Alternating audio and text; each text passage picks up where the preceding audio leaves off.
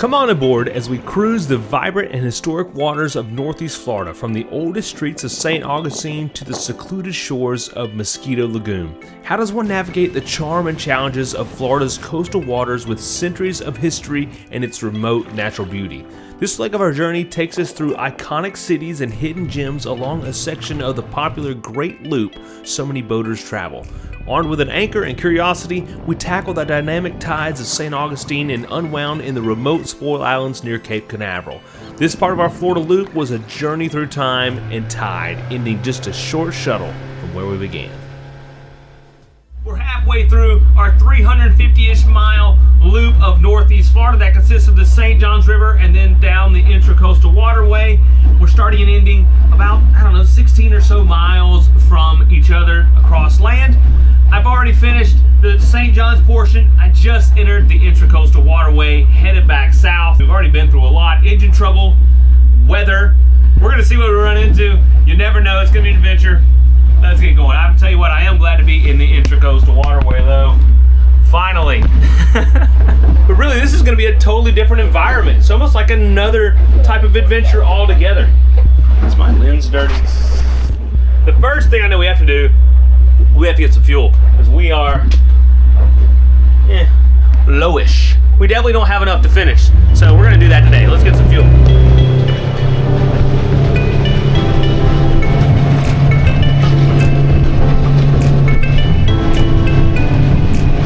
So one of the first things I'm noticing is there is more boat traffic. On the St. Johns River, there hasn't been much, especially the first few days. Maybe a fishing boat here and there, but not much. Here on the Intracoastal, I've seen a lot of boats northbound, sailboats, trawlers, sport fish. This is definitely a road more traveled. We're really lucky. Right now the tide's going with us. It's probably running 3 or 4 knots. Maybe we're saving fuel right now, but at another point in the trip, we're gonna be going against the tide. Unless we time it right, which we might could do that. My battery just died in my big camera, so I got the charger out and I'll just, oh crap. 110 outlet's supposed to be on the side. There's no boats for miles, just so y'all know. Gotta be over here. We're gonna do that later. We'll get the battery charging whenever we stop for fuel. I'm gonna do have my solar panels up top, and let's see how much they're catching up. Yesterday we had a lot of rain and stuff. We're already at 92%, and it is 12:25. So our added solar panel capacity is really helping us out.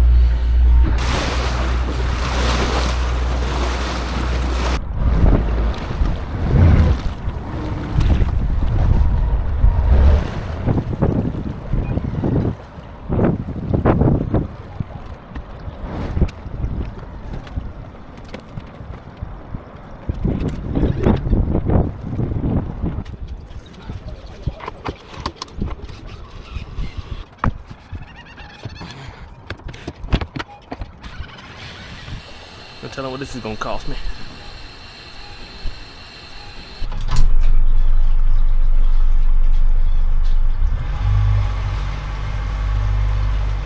I haven't looked at what the damage is yet. Let's take a peek. Let's guess. I got 35 gallons. That's probably what, $4 a gallon? Ooh, I hope not. Woo! $5.79 a gallon. 200 bucks. 198.08. All right then. Gotta pay to play, don't you? Man. I know y'all can't tell it, but the wind is just whipping out here. Foaming up the water, but it just makes things challenging. Still gotta stop and get my fenders and stuff in. Do that in just a minute if we get through this bridge. All right, next up, we're gonna find us a spot to pull over, kind of regroup, get my bearings, charge my camera batteries. Uh-oh, bow down, that's no problem. Woo. Might have trimmed it up too, huh?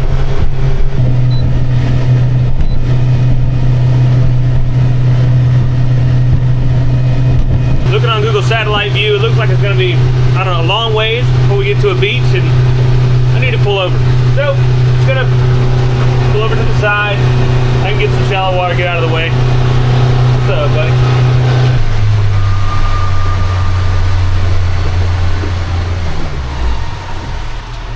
We'll just watch our depth sounder as we creep up. It's probably going to abruptly go up. I'll get just a couple feet, toss my anchor out, because I know I'm going to drift back this way. 9, 7, 6, 5, 4, 3.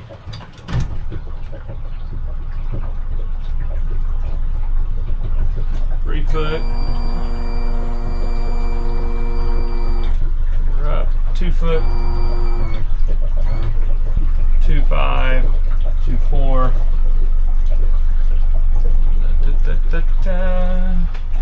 Probably gonna stay this depth, I'm thinking, for a minute. We're really close now. 1.9, 1.6. It's probably about where we want to drop it. Oh man, we got a mess back here though. It's okay.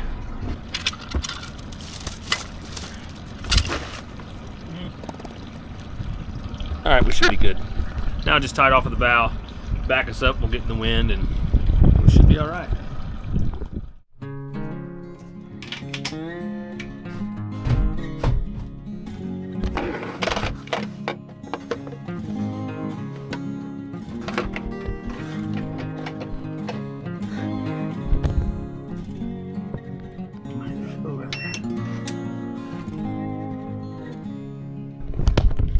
A very important part of boating safety is keeping things organized, especially your dock lines and anchor. It's even more critical when soloing, as limiting your time away from the controls is important, so you don't want to be untangling lines as you approach a dock in windy conditions or need to deploy your anchor quickly in emergency.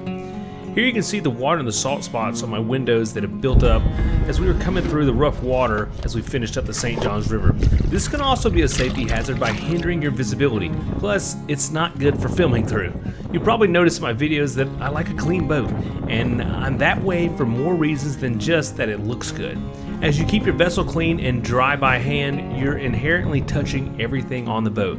When I do this, I'm also inspecting what I'm cleaning. If something is damaged, I'm much more likely to notice it, hopefully before it becomes a bigger problem. Just did some math and used my Argo app to kind of calculate how much distance we have left, and we have 119 miles left. Within that 100 miles, we have St. Augustine, which is where we're going to go tonight. Then we have Fort Matanzas, which is interesting. St. Augustine, of course, is interesting.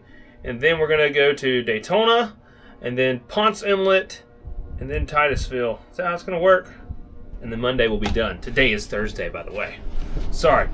I may forget to fill you guys in on something because I've just finished filming the other video like an hour or two ago. But hopefully you guys watched the first one before you came and watch this one. Nice boat and out of cutwater.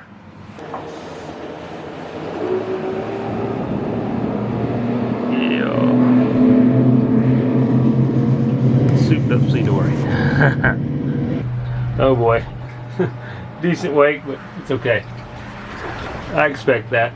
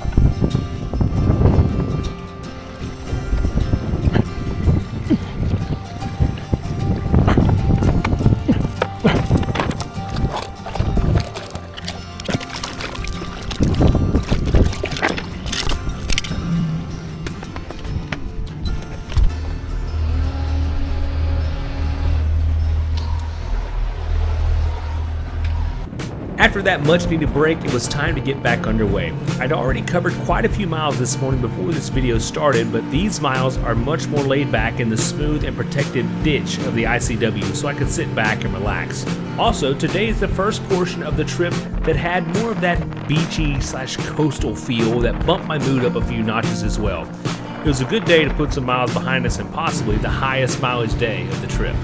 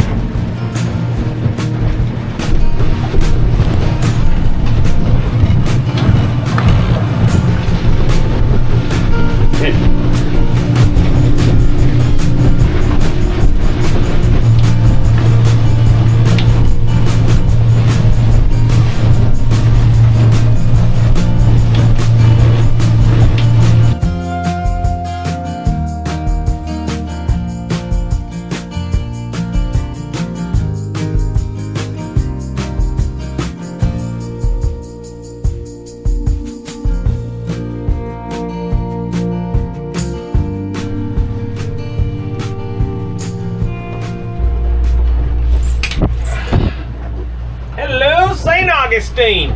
This is the oldest city in America. Tonight, I'm not really sure. We're gonna drop my anchor. There's a lot of things to pay attention to around here. Strong currents and quite large tides. The tide right now is 5 foot, so that's 5 feet up at high tide, and then at low tide, it's 5 feet difference. So that's quite a bit. So you have to plan for that wherever you anchor, and also try to anchor somewhere where there's not much current. I think I found a pretty good spot on my maps and charts that should work. We're gonna go scope it out. And this is actually the first time I've seen St. Augustine in the daylight.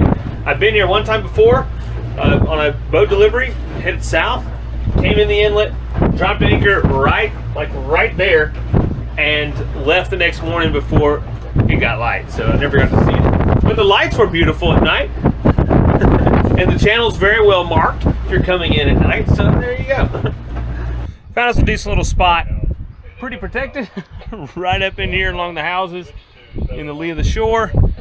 The pass is literally right there, but we're not going to get a lot of tidal flow, so not a lot of current in here because there's a sandbar right there and there's not an outlet. This is like a dead end waterway essentially that way, so the only water that's going to be emptying out of here is what's in there, and it's not going to be moving right here in the corner very much, so I feel like I'm in a pretty good spot, although I can't really get ashore very easily. Bottom's mud and shelly, and I don't know. That's unfortunate. But tomorrow we're going ashore. We'll go over to downtown St. Augustine. But right now, I need to top off my water because I've been out for a while and I'm parched. Well, yeah, we were 6 hours and 46 minutes underway today. That's a big day. I'm glad that we had a big day because the rest of our days can be shorter underway, but more exploring and enjoying the area, which is what I'm in for. Hope you guys are too. Time for a little chicken salad for dinner. Yeah, I've been eating ground beef and chicken salad since I started this trip.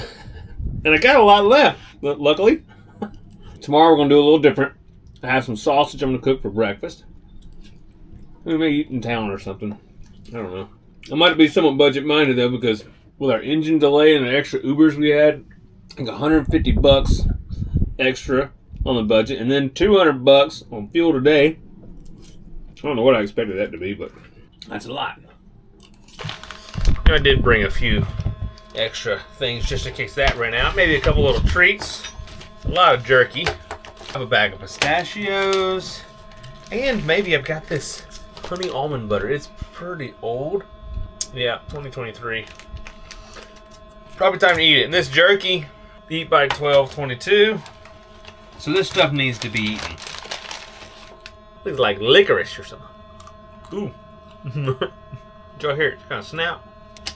That cheese looks like plastic. Cheese tastes like MRE cheese. All right, I gotta sit here and find out where we're gonna dock the boat tomorrow when we go into town. I may need to make a phone call or something.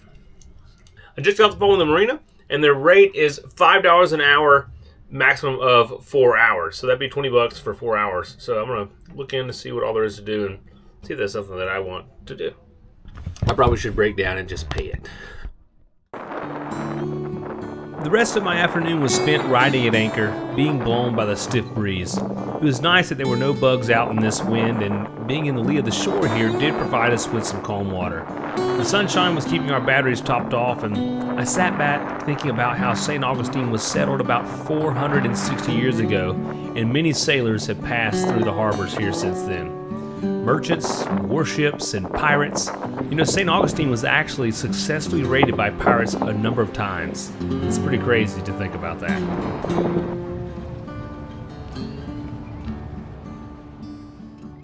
It's time for bed. I spent a lot of time researching and looking on Google Maps and Googling and trying to find places to pull up on your boat and hang out. And like here in St. Augustine, there's not really anything. And I'm trying to wonder why. And maybe it's because they have these 5-foot tides here.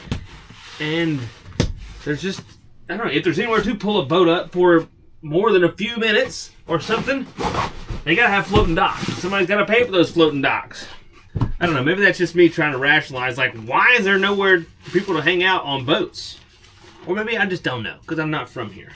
I constantly think back to kind of my home waters, the Florida Panhandle, and man, there's spots everywhere to pull up on your boat and hang out and chill.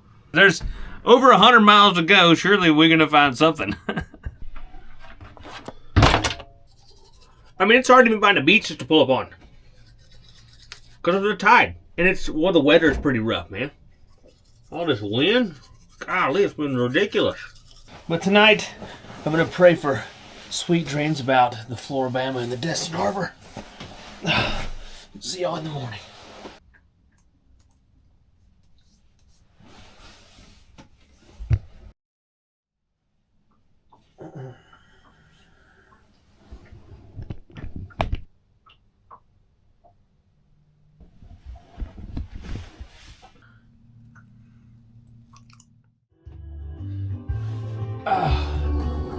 Morning, y'all. It's like almost 50-something degrees outside. Maybe like 60 by now. But it's way too cold. So I figured we're going to cook up some breakfast this morning. What we got? Some Little Butcher Shop jalapeno cheddar smoked sausage. This is going to be good. Oh, man. Just shot juicy cheese out. Oop, well. Oh, goodness. This is going to be a good day, Tater.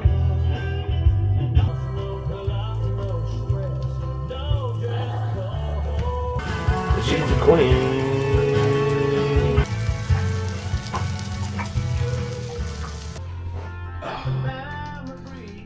Oh, this looks good.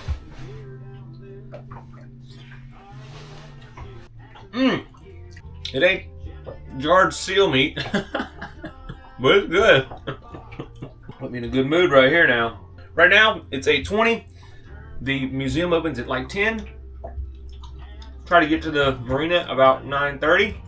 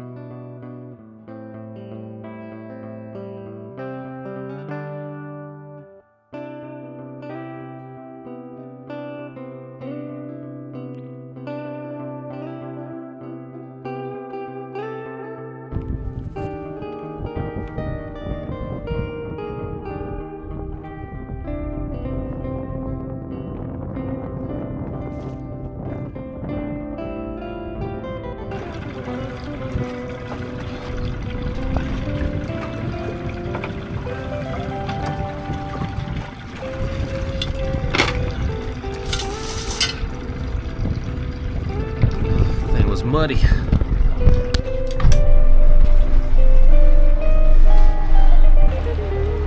Oh, yeah.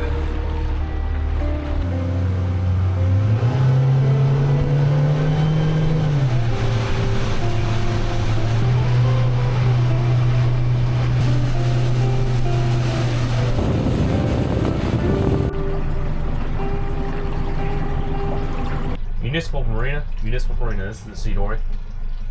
Sea Dory, Municipal Marina, please switch channel 7-1. 7-1, copy. Yes, sir, I'm looking for temporary dockage for the day. What's the total overall length and beam width of your vessel? 22-foot length, 8-foot beam. Roger, Captain. We do it 4-hour maximum on the hourly dockage. Is that going to work for you? Yes, sir. Stand by to make sure I have a spot available. Copy, standing by. Let's hope they have a spot. Sea Dory, Municipal Marina. This is Sea Dory, go ahead. Okay, we're going to have a slip available for you. Do you want to land in the fuel dock? Alright, now I'm going to go get my dock lines and stuff ready. Well, after I pass through the bridge here.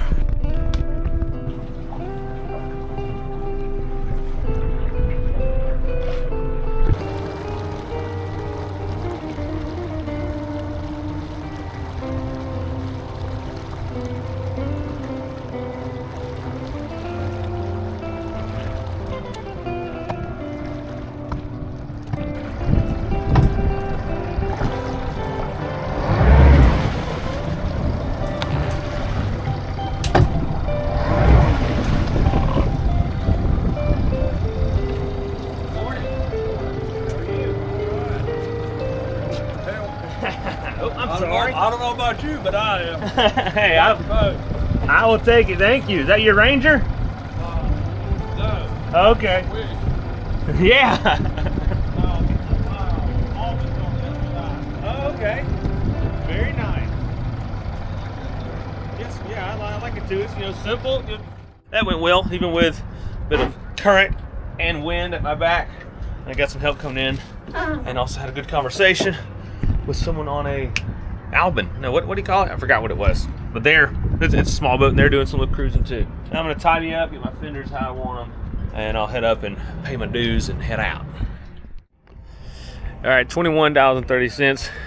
We got 4 hours to play. Obviously, St. Augustine has been around for quite some time and has some amazing history. Today, it was busy out on the town. I quickly learned it was a pretty touristy area mixed in with all the historical aspects that they had going on. The architecture still has a lot of that old feel, which is probably due to some building codes restrictions, which, keep it that way. Now, on my way to the Pirate Museum, I passed by the Shipwreck Museum, which I considered visiting instead, but I continued on.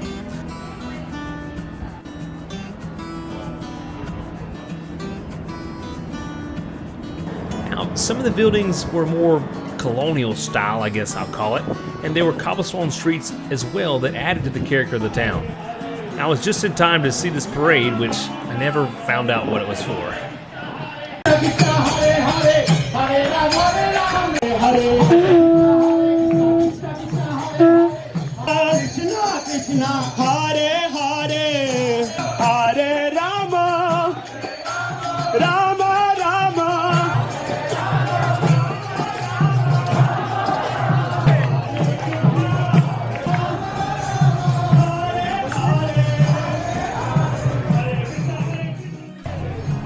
Next, I went into the Pirate Museum where they didn't allow filming, unfortunately.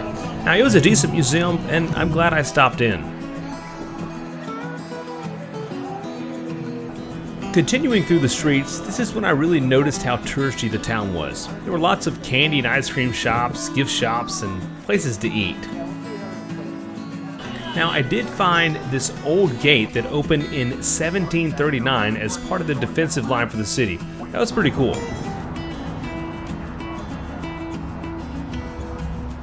Then I came across this old church, which, while it did have a clock tower, it also had something better. I'm calling it a sundial. I don't know if that's the correct name for it, but it was cool and only off by about 15 minutes. Bad part is repainting it twice a year.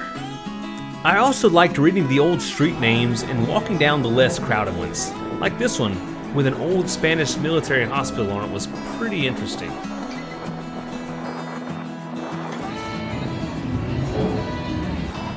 Circling back by the marina, the dinghy dock was super busy from all the cruisers tied up to the moorings. Then there was the NOAA Trinidad, which was really interesting to see. I wanted to go aboard, but that was probably another $20, and I doubt they would let me climb to the crow's nest, so I passed on that.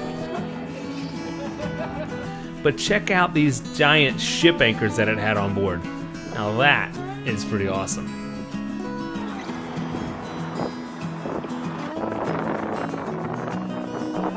After that, I've made my way over to the fort, which has this original seawall that was built way back sometime. It's said, but I don't remember. Now, the fort itself was a very popular attraction for tourists, so I just walked around the outside of it. I've been in a few, and while they are very cool and I like to see them, I prefer to see them when they're less crowded.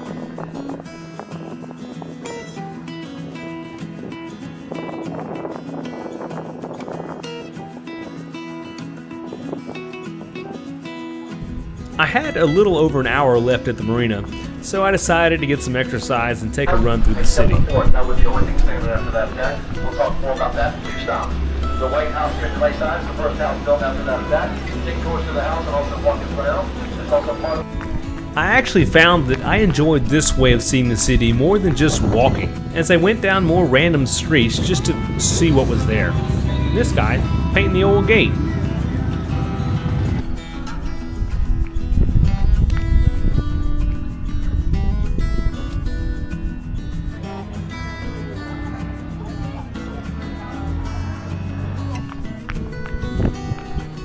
Overall, I really enjoyed my much-needed run through the city. Okay, I had a good run, a little lunch, doing some administrative work, I guess you could say. And we have 15 minutes we need to go, so I'm gonna take a quick look at the map, then we will head out. I think it's pretty straightforward though. We just leave here and head south. And keep going all the way to Daytona. No, we got Fort Matanzas, is that today? We gotta hurry. Oh, I was supposed to do all this stuff yesterday, maybe. I don't know, maybe my notes are messed up. I just passed by Fort Matanzas quickly. Oops. Today, I only had about 45 nautical miles to cover in order to reach Daytona. The weather was warming up and the wind was dying down, which I was happy to see. There were lots of boats out on the water today, from power cruisers, trawlers, sailboats, and people just out enjoying the day.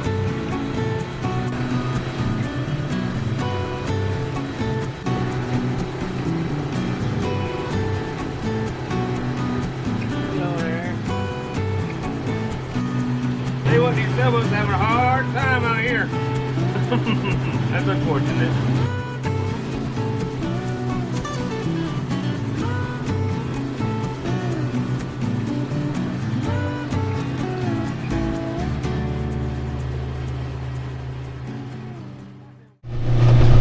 We're coming up on the Matanzas Inlet.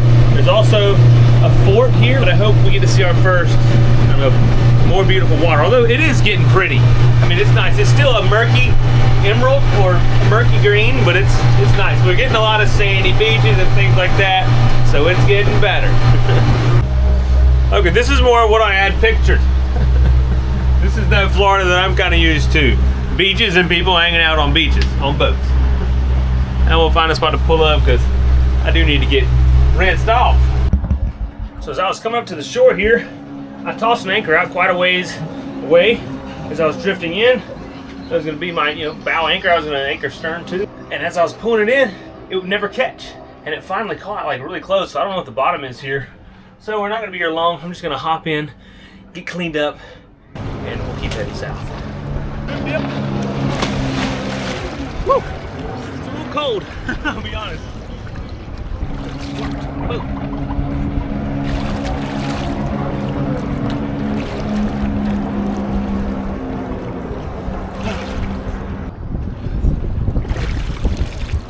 Here's the bottom, a lot of shells. Probably had something to do with why my anchor wouldn't hook.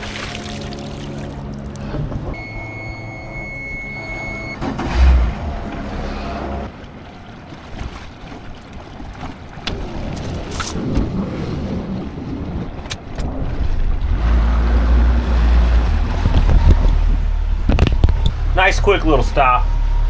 Just not perfect, or I'm just not prepared and ready. And I'll be honest, it's still a little cold. I didn't really see anyone else in the water. Now just a short bit back north past the fort, back to the Intracoastal, and we'll be headed back south towards Daytona. 32.9 miles to Daytona. That's gonna take us a little over 2 hours. Now these are nautical miles. I'm running about 15 and a half, 16 knots. And then give or take a bridge or two, a couple no-wake zones probably. It's gonna take us maybe 2.5 hours. So, we'll just start cranking the tunes, and that'll go by really fast. And there's always something to look at. You know, I thought I would get bored or something, but I really haven't gotten bored yet. The scenery's changing, and there's always something different to look at, a different boat to pass or whatever. So, and following the map, you know, it's fun. It's an adventure.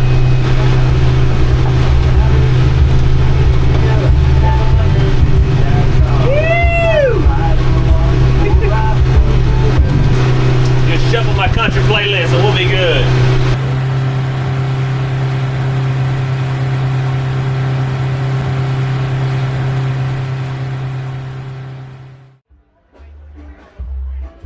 I ended up stopping at a place called Caribbean Jack's for the evening, as it was one of the only spots you could pull a boat up to and eat.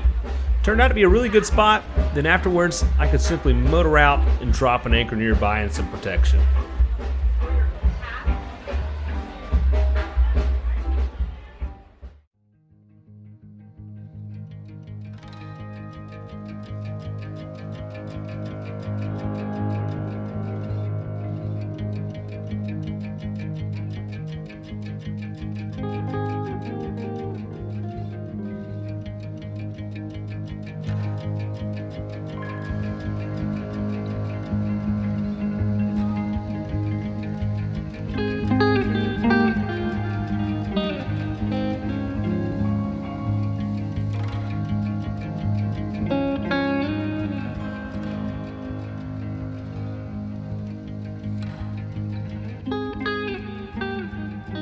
For the past few weeks, I've had a gym bite every day with my breakfast. Generally, I eat a pretty good diet, mostly carnivore, so I get a lot of nutrients as it is, but with the gym bite, I'm getting some specific things like pre and probiotics and other things I've learned about in my quest for health, like beta-glucan and turmeric.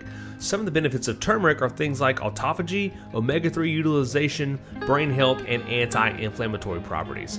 And we all know vitamins and nutrients are important, and they say about 90% of Americans are nutrient deficient, and I bet that's true. You know, I've been eating these like every morning, and the flavor is kind of citrusy, tangy, maybe a little nutty. It's actually really good. Now, I believe nutrients are best consumed in real foods like these gym bites, not in pills, powders, or gummies, which generally come with ingredients I don't want or need. If you think maybe your diet needs a boost or a little help, right now Gym is offering 50% off your first month of Gym. That's pretty good. Go to dailygym.com/TripSmith and use my code TripSmith at checkout for your discount.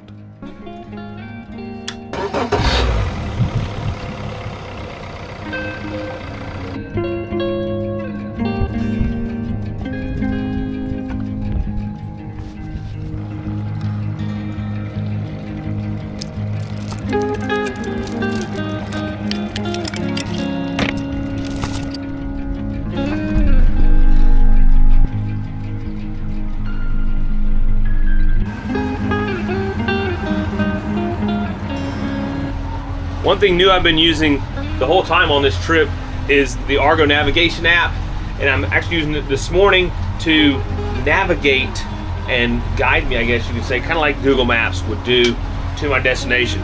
Previously, I've basically just been using it to track myself and to share my location with you guys and communicate, because a lot of you guys have added me as a friend on there. It's kind of like a social thing and everything else, but it's a pretty interesting app. But right now, I've got my phone set up and I can see my ETA, how much time I have left, and I can see the track. But basically, I am using both my Simrad unit and the Argo app. A lot of times on bigger boats, they're using two different systems in case one goes down, and also you're kind of checking one with the other to be sure that they're agreeing with each other. That's the way you know they're right. So this is an interesting way to do it, but also this is a good way to keep track of what I'm doing, where I'm going, and it has a lot of other features. Like I can get in here and I can search for a boat ramp or a boat dock or a restaurant or something like that. It's really pretty cool. Oh, you guys like how I've got it mounted, don't you? It's just a little tripod zip tied to the handle on my forward hatch, and then I just have a little camera mount, phone mount holding it.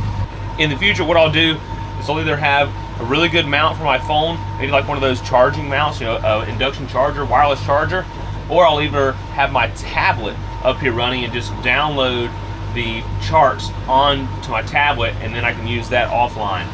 Right here would probably be a great spot for my tablet. Just stand back, John.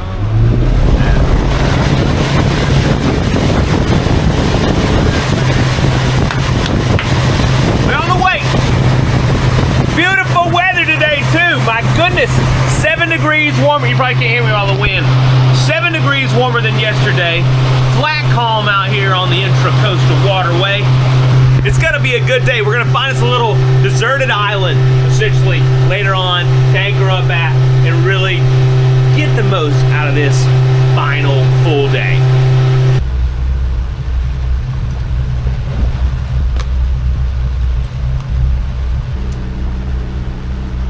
Now the plan is just come up here in these little, I guess you call them spoil islands, up here just inside the inlet, and we'll toss the anchor out somewhere nice and calm. Fortunately, the weather's good and calm today, so I'm really appreciative of that. Appears to be a pretty nice area, just not the clearest of waters.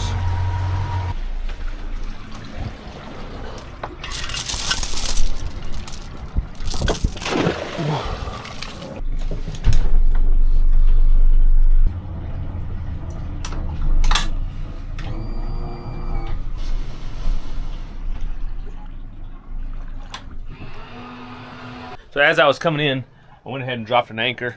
That'll be my bow out anchor. And now I'll kind of put an anchor on the shore and flip the boat around.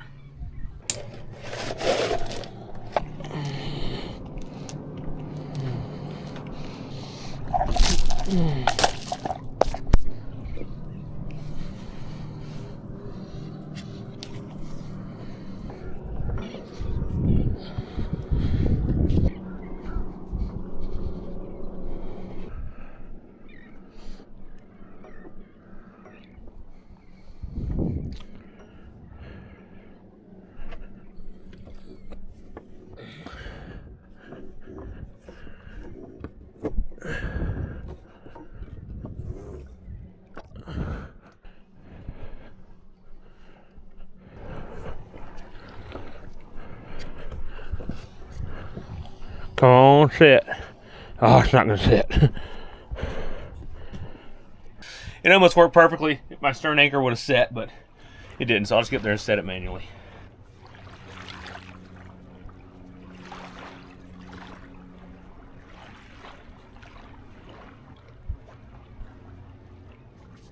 Yeah.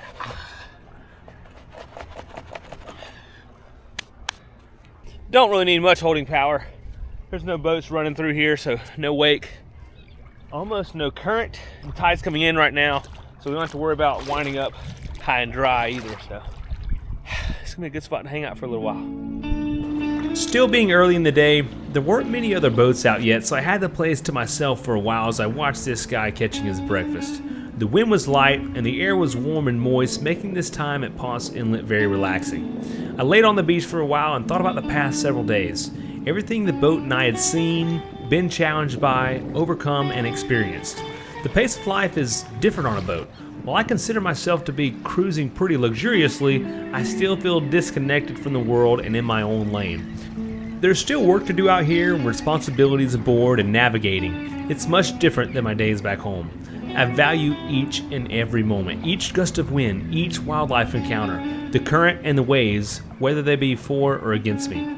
I realize how fortunate I am to get to do things like this, and I thank each and every one of you for watching these videos. Without you, I don't think I'd ever gotten to this point. And I hope these videos inspire you to take some impactful adventures of your own.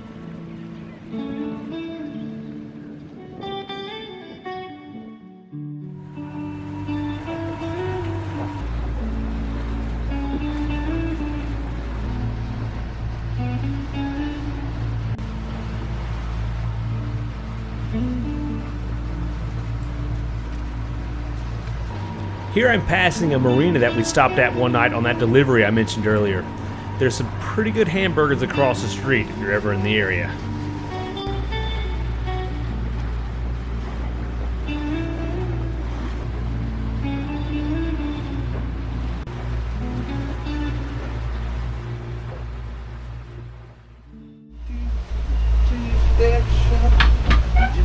Spicy.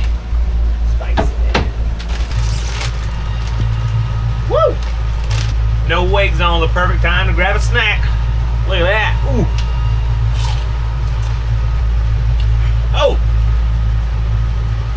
They spilled the powder on that one. This one too. Look at that sucker. I keep forgetting I have snacks.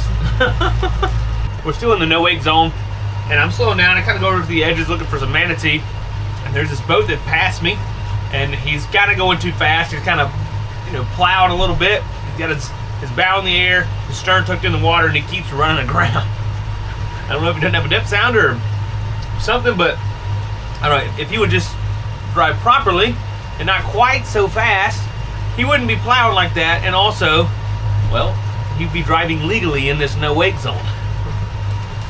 Or if he'd stay in the middle, he wouldn't run aground. Apparently he can't read the colors of the water. Empty.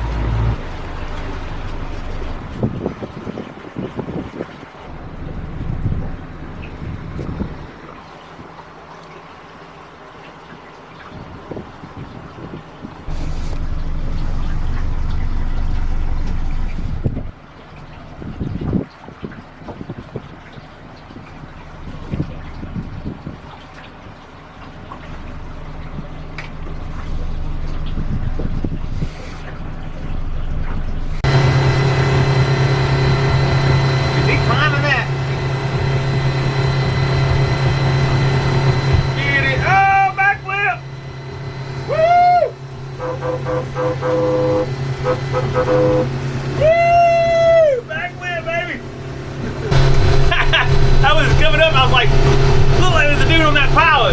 Old dude got there and did a backflip. I got it. I think I heard him holler trip dip too.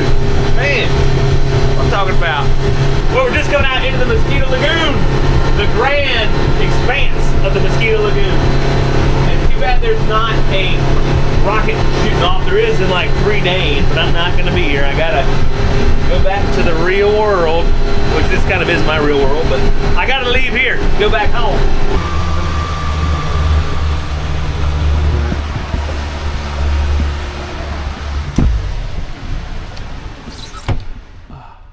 If someone were to ask me, what are 4 or 5 things about the boat that make my life easier, whether it be on a day trip or a multi-day trip, one thing that would make the list no problem is my refrigerator. This thing truly is a game changer for me in a lot of ways. This is my JP50 Pro from ICW. You can see it fits just right up in the V-berth and can hold quite a bit of food. I might have had it a third full for this trip and I had plenty to eat the whole time. It's been keeping things chilled and contained aboard my boat for a couple years now probably. Now it's powered by a 12-volt outlet from my Alcatel power bank, and I'd say she isn't an energy hog.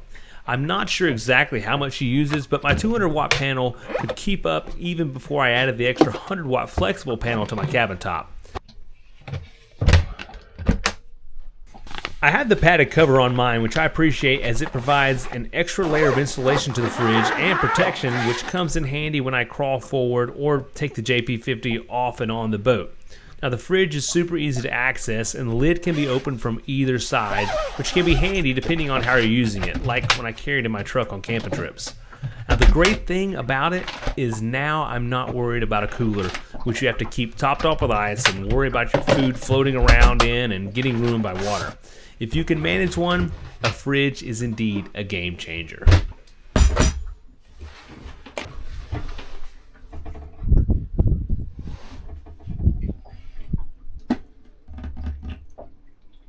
You know, this is like golly, what is it? Technically I started Tuesday, Wednesday, Thursday, Friday, Saturday, Sunday. It's day 6, and I still have a decent amount of food left and a lot of water left. I think I've only been through like 3 gallons. No, it's been more than that. 4 or 5 probably. But having that refrigerator And all this pre-cooked food makes things so simple. No dishes to clean, except for these containers, but what, one a day maybe? No, not even that. My solar panel setup runs more than just my fridge. When I turn my engines off, I completely disconnect their starting batteries from everything and run all my electronics off my power bank. These are two Booge RV solar panels, one rigid, one flexible, and they are what keep my power bank charged. The flexible one was recently added, and it's really cool because it easily conforms to my cabin top and you can even walk on it. Now, life is good on a boat with solar.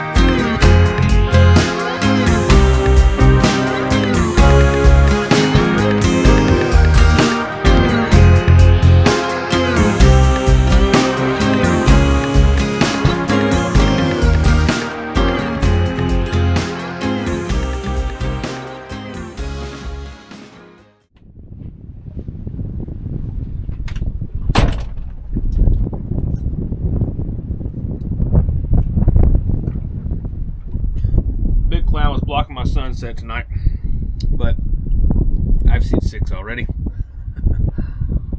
No, 5. This is night number 6. All right. No, I've seen a number. I've seen all the sunrises though, man. Those have been great. And they're probably my favorite. Luckily, we're gonna get to see one right over there in the morning though. I'd say what I've also enjoyed all these days of chicken salad and ground beef. Man, this is some good stuff. It's just good to be here. What I'm doing. Hope you guys can get to do something like this one day. Or if you can't pull off a big trip like this, just go out for the day. Go out for the night. Something. You can do it. It's still enjoyable. I don't want you to know that it took me personally a long time to get to this point. I've been doing this for a long time. And I've started filming and stuff on a kayak. Like that I bought for like $120 or $150 out of someone's backyard, laying sideways against the fence with ants growing in it, everything was rotten on it. And I just worked my way up and just kept learning more and more, and here I am doing this. Granted, prior to that I did have some boat experience. I had a 29-foot sailboat for a few years, and my family had boats growing up, and I got to take the boats out, and I made it to this point financially because I was in the kayak because I didn't have any finances. I could afford a $120 or whatever dollar kayak. It didn't cost me anything to paddle down the river. But then I just worked and worked my way to here. Oh, hey. We got a little pink glow out here. Look at that. I think what's happening is the cloud ends and the sun is actually dropped below the clouds, but it's behind the trees. That's, hey, it's not bad. I got my old guitar out. I broke a string earlier, so I replaced it with some brand new ones. And I'm probably going to try to go live on YouTube entertain myself and maybe some of you guys for a little while. Before I knew it, it was well after my bedtime and I was ready to settle in for a good night's rest in my cozy little cabin. Temps were nice and I didn't even need a fan to keep me cool this whole trip. Just the gentle lapping of the waves on the hull, and I was sound asleep in no time.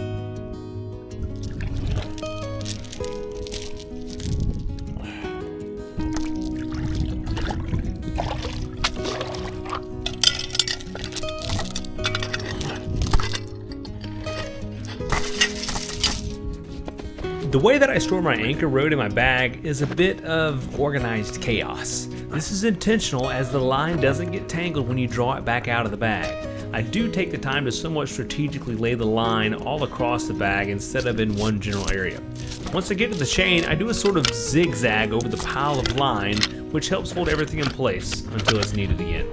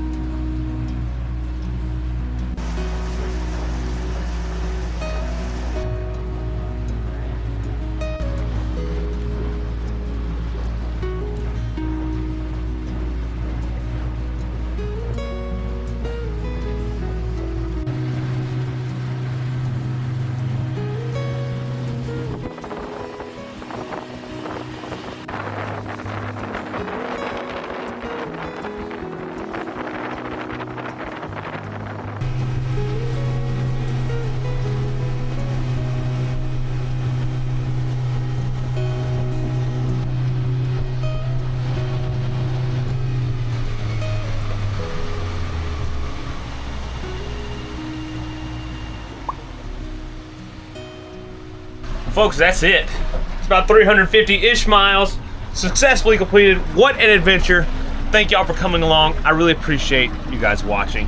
I look forward to seeing y'all in the next one. Get out there, God bless, and I love you. Man.